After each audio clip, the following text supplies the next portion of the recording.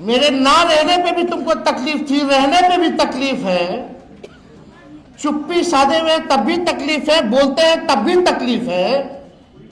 पूरा चुनाव हो गया, बिहार में जश्न नहीं मना, केवल भाजपा कार्यालय और जदयू कार्यालय में केवल मना, पूरे बिहार में नहीं बना। चर्चा चुनाव के बाद तेजस्वी की हारने की हो रही है, ना कि इनकी जीतने की हो रही है। हमने बोला कि भाई ये सत्ता में चाहे जैसे तैसे आए हो, लेकिन 100 दिन सरकार बनने से लेकर 100 दिन तक हम इस सरकार को कुछ नहीं बोले। अब हम लोग चाहेंगे कि बाकी का 1,90,000 रुपया भी माताएं बहनों को जल्द से जल्द दे दिया जाए। 1 करोड़ जो नौकरी की जो बात की गई थी, वो 1 करोड़ नौकरी भी लोगों को दी जाए। हर जिला में कारखाने और फैक्ट्री लगाने की बात की गई, उसको भी जल्द से जल्द जो है लगवा दिया जाए। जो उन लोगों ने घोषणा पत्र केवल 38 सेकंड में खत्म कर दिया था, कम से कम उम्मीद है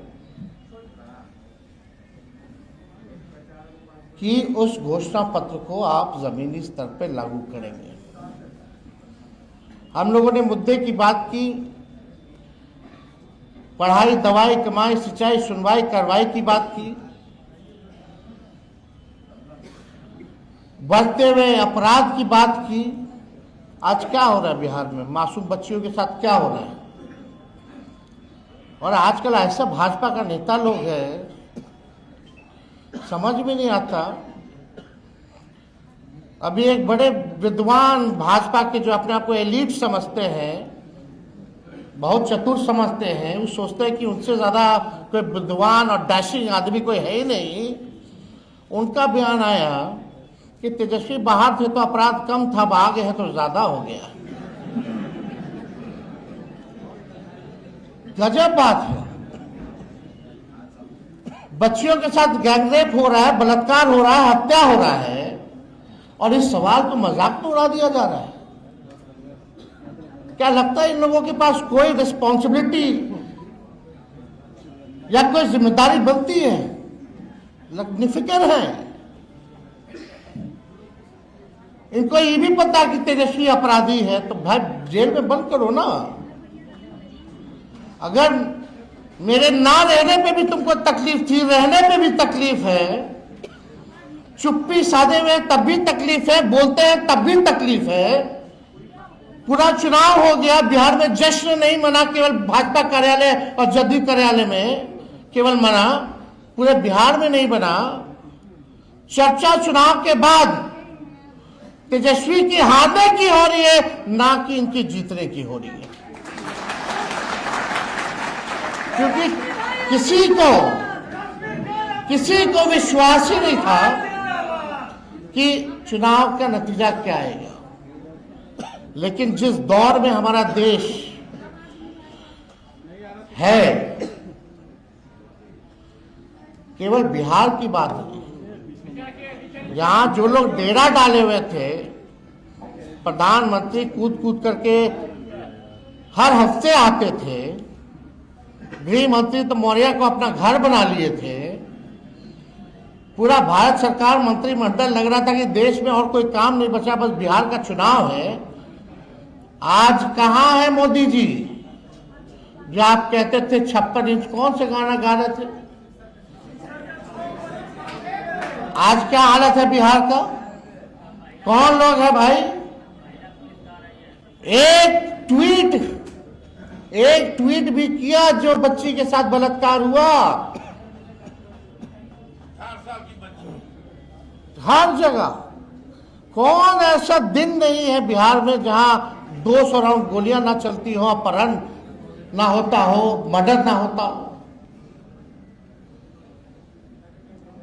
तो इन लोगों से कुछ होने वाला है नहीं।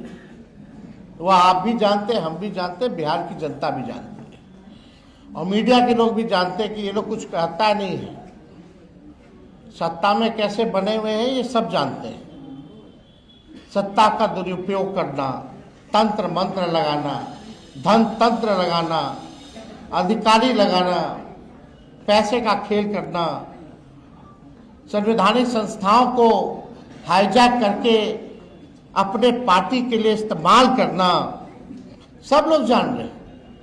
लेकिन हम इतना कहेंगे कि ये लड़ाई की अभी बस शुरुआत है और हम लोग लड़ेंगे और लड़ करके जीतेंगे। और हम लोगों को चाहे भाजपा हो, ये हो, वो हो, लोग परिवारवाद की बात करते थे। आज पूरा भाजपा का मंत्रिमंडल उठा करके देख लीजिए तो भाई कौन है। नितिन नवीन जी को भी हम बधाई देते हैं, राष्ट्रीय अध्यक्ष बने भाजपा के। उनके पिता भी क्या थे? हाँ, वो परिवारवादी नहीं है, लेकिन उनको राष्ट्रीय अध्यक्ष बनाया गया कि नहीं बनाया गया? तो कितना लोग और ऐसे ऐसे लोगों को मंत्री बनाया गया कि भाई कहीं जीता नहीं, लड़ा नहीं। तो हमको तो इस सब पे बोलना नहीं है, सब लोग देख रहे हैं। लेकिन अब हम सब लोगों को गंभीर होकर के बिहार के भविष्य को, अगर बिहार को बचाना है तो सबको एक होकर के लड़ाई लड़नी पड़ेगी। और अभी तो सत्र शुरू होगा 2 तारीख से, बजट सत्र शुरू होगा, पार्लियामेंट भी चलेगा। उसके बाद हर जिले का हम लोग कार्यक्रम बना करके, घूम करके हम लोग जो है नया मजबूत संगठन जो है बूथ वाइज जो है हम लोग बनाने का काम करेंगे।